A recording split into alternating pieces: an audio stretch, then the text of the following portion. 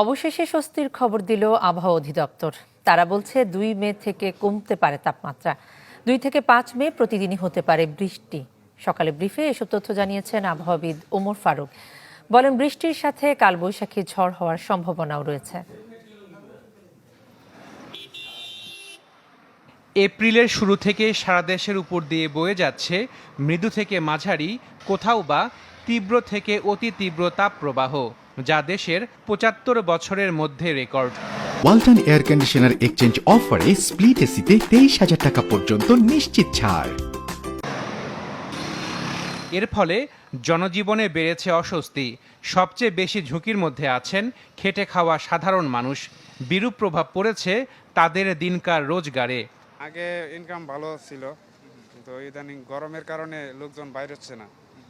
আগে ইনকাম বেশি ছিল, এখন একটু কম। এই রোদ, এই হিসাব করে। রোদের লাগিয়ে পেছনটা বাড়ো না, প্রচুর গরম।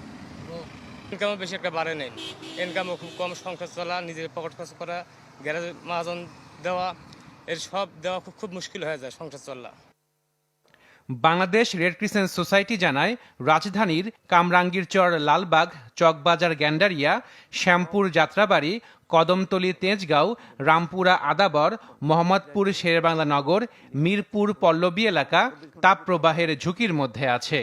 ঢাকা শহরের উত্তরে পল্লবী ও মোহাম্মদপুর থানা এবং দক্ষিণে লালবাগ, কামরাঙ্গীরচর এবং গ্যান্ডারিয়া, এই কয়টা অঞ্চল দেখা যাচ্ছে বেশি হিট, মানে অন্য তুলনামূলকভাবে বেশি হচ্ছে, এবং সেইখানেই আমরা মূলত আমাদের এই কার্যক্রমগুলো বেশিভাবে চালাচ্ছি। 4,230টা ফ্যামিলিকে আমরা cash grant, multipurpose cash grant দিব 5,000 টাকা করে। এতে রাজধানীর বেশ কিছু পয়েন্টে স্থাপন করা হয়েছে অস্থায়ী বিশ্রামাগার, যেখানে মিলছে স্বাস্থ্যসেবা সহ অন্যান্য সেবা। এপ্রিলের এই দুর্ভোগ কমতে পারে 2রা মে থেকে। এমন সুখবর দিয়ে আবহাওয়া অধিদপ্তর জানায়, টানা 4 দিন কালবৈশাখী ঝড় সহ বৃষ্টি হতে পারে। তখন কমতে পারে তাপমাত্রা। 2 তারিখ থেকে সারা দেশেই তাপমাত্রা কমে গিয়ে সেটা কোথাও 2-3 ডিগ্রি সেলসিয়াস পর্যন্ত কমে গিয়ে সহনীয় পর্যায়ে চলে আসার সম্ভাবনা রয়েছে। অর্থাৎ মে মাসের শুরুতেই কোথাও বৃষ্টি, বজ্রবৃষ্টি এবং কালবৈশাখী ঝড়ের সম্ভাবনা রয়েছে।